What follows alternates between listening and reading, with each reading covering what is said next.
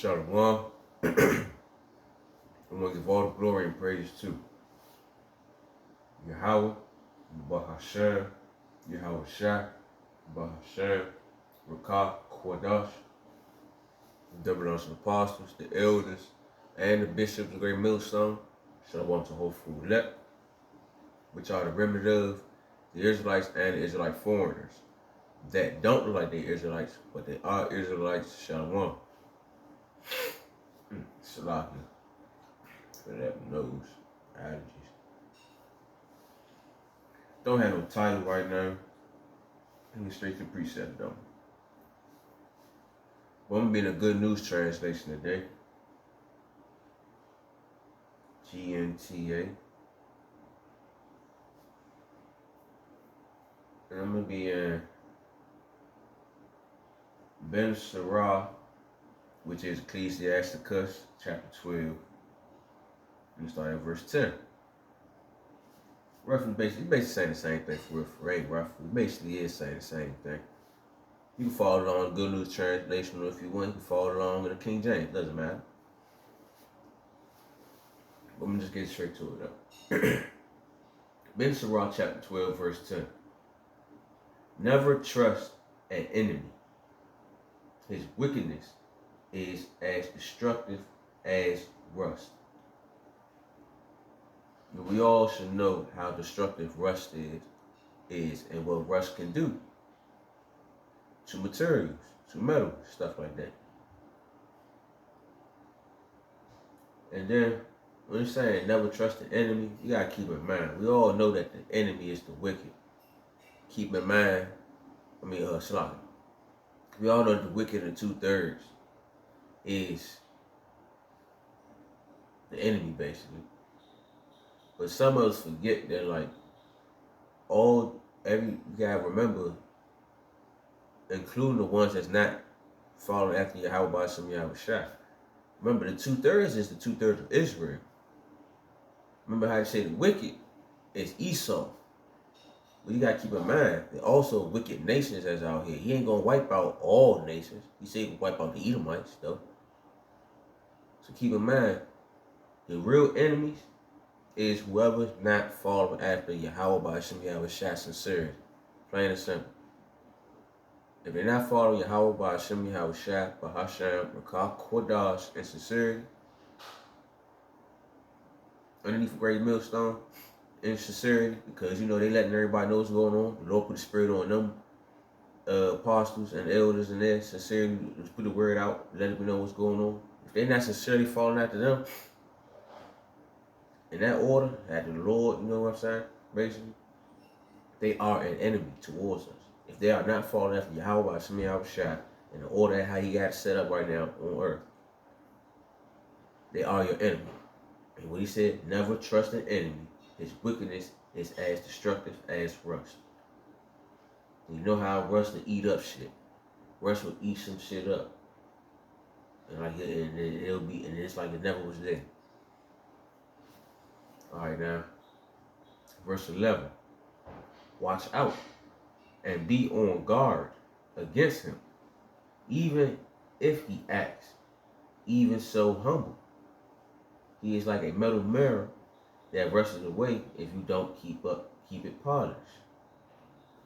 In other words, keep an eye on the motherfucker, regardless of how humble they seem. You gonna peep the bullshit that they do. Because you gotta keep in mind, everybody moving a certain pattern. And if a wicked motherfucker wicked, it ain't but so much a pattern they're gonna move in, because that wickedness gonna come up eventually. You just gotta pray to add that spiritual discernment if you don't have it. Because you gotta pay attention to who's around you. You have to pay attention to who's around. And he said, never trust your enemy. So whoever not following after Yahweh by some Yahweh Shai is your enemy. Regardless of how humble they are. Watch their eggs and stay in. Verse 12. Seek an enemy at your right hand, and the next thing you know, he'll be trying to get your own place of honor. And think about it.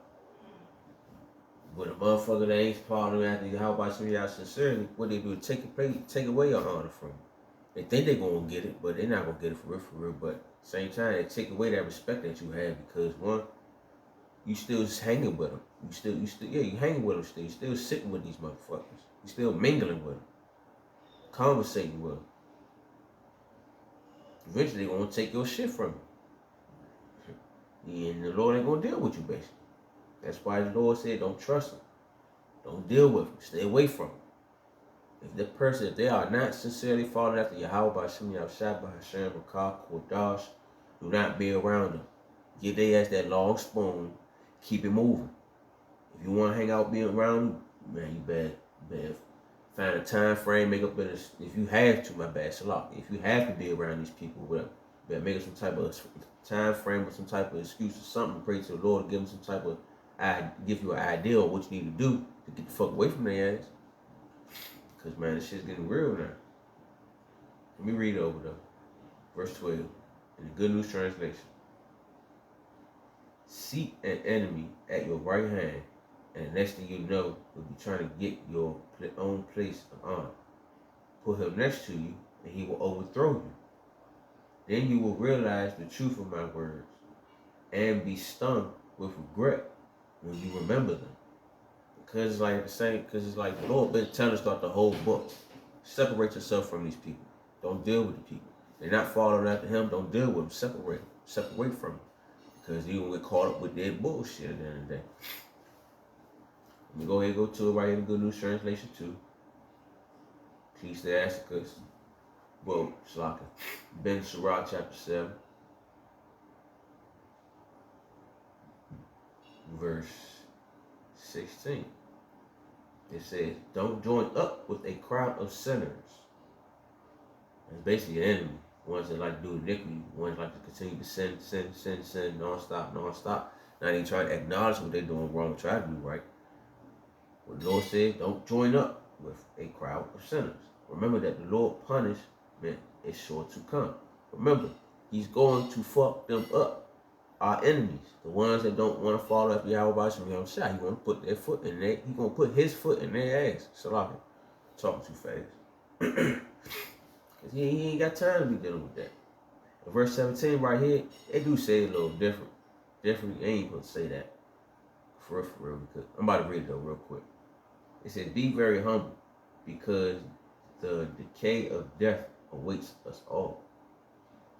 And we really think about it. Death only wait. Death don't wait. The elect ain't gonna see death. Plain and simple. So that can't wait of it. Can't wait of all.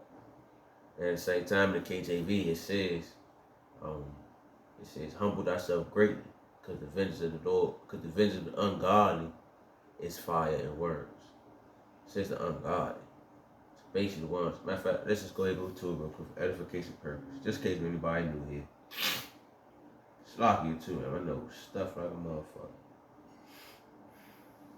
One side, it's just fucking allergies. Alright, Ecclesiasticus chapter 7, the KJV, verse 17. It says, humble thyself greatly, for the vengeance of the ungodly is fire and worms. And you think about it. How can the fire and worms wait for the elect, if the elect not ungodly? They are godly people. They're striving to be godly. They're not ungodly. That's how you know sometimes. That's how you slow down. That's why you have to pay attention to what you read going to these new translations at the same time. That's why they say stick with the KJV 1611. That's as far as you're gonna get from the realest is gonna get from the translations. Then you start going around looking into certain things to find out if it's word for word or if it's saying what it's supposed to be saying or not. Alright, but I just did that just so you can pay attention that you can't trust everything that's being said in these different translations. Alright, make sure you go into it, look up the main and see what it's saying first in the KJV. Then look into the other one and see if it's legit or not. Alright? That's why I said in Ben Sirach, chapter 12. What that? Chapter 12, my man? Ecclesiasticus chapter 12.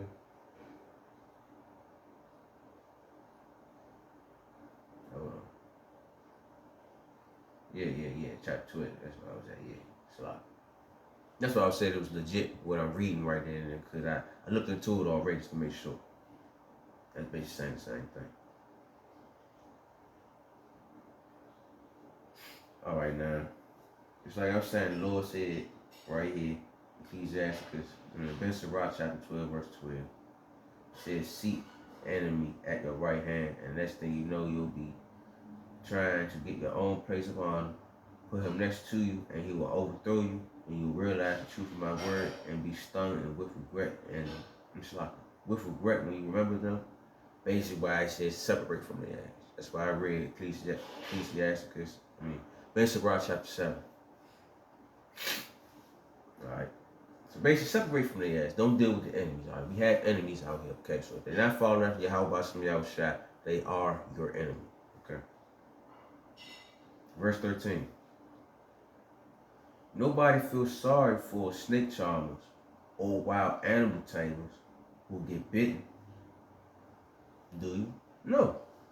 Because one, that's their job. They know what the fuck they're dealing with. So if you out here taming with a snake and you get bit, hey, should have been dealing with the damn snake. You wasn't fucking with the snake. You wasn't trying to tame a snake. You wouldn't got bit. Same thing with anybody dealing with wild animals. Dealing with these wild ass animals, knowing what the fuck gonna happen to you. If you don't want to get bit, stay the hell away from it. Separate yourself. Basically what the Lord is telling us. Separate from this shit. If you don't want to catch what they about to catch. If you don't want to get hurt. Alright? Don't trust your enemy if you don't want to get hurt. Separate yourself from your enemy if you do not want to get hurt. Verse 14. And nobody will feel sorry for you running around with slaughter. And nobody will feel sorry for you if you run around with sinners and get involved in their wrongdoings. Because you've been warned already. You're not going to feel bad for you. We're really going to laugh at your dumb ass. Be like, look, I told you. We got enemies out here. The Lord said don't fuck with them. Fuck with him. The Lord said deal with him and his son. You still choose to do it with the outside. So, hey, that's what you get. Don't feel bad for it. That's what the fuck you get. Being stupid. So that's why you need to strive with the Lord at the end of the day. Don't strive with the enemies. Plain and simple. I don't no need for me to go into it anymore. I'm gonna grab one more precept. I'm gonna go to Psalms. What was it? 34 and 14. Yep, Psalms 34:14 in the Good News translation. Turn away from evil and do good. So turn away from them. Separate from that shit. Don't trust your enemy. Stay away from their asses. Don't follow after Yahweh. If they do not follow after Yahweh by Shem Yahushua in sincerity, turn away from them. Stay away from them. And do good. It says strive for peace with all your heart. So strive for peace with all your mind. Strive for Yahweh by Shem Yahushua by Shem Kodash in all your mind. That's true peace. That's what peace is. I will go into the name and all that, but I ain't trying to talk about the lesson. That's a whole nother. I ain't trying to throw off the lesson. That's a whole other topic and all that. But basically, in other words, it says, turn away from evil, do good, strive for peace with all your heart. Basically, separate from this world, deal with Yahweh Ba'ashem Yahushua. Stick with him at all times. Keep him in mind at all times. All right. Meditate on the Lord. So, hopefully that was edifying, straight to the point. I want to give all the glory and praise to Yahweh, Bahashem, Yahweh Shai, Bahashem, Wakah, Kordash, double unto the apostles, the elders, and the bishops, great millstone, shalom to hopeful elect, which are primitive, the Israelites and the Israelite foreigners that don't like us, but they are us, shalom. Pay attention, y'all, man. We have enemies out here. Pay attention who the fuck is your enemy is. Once you find out who truly your enemy is, they're not sincere, separate from their ass. And if you don't know how to separate from them, pray to the Lord. He got you. He gonna show you how to do it. All right, shalom.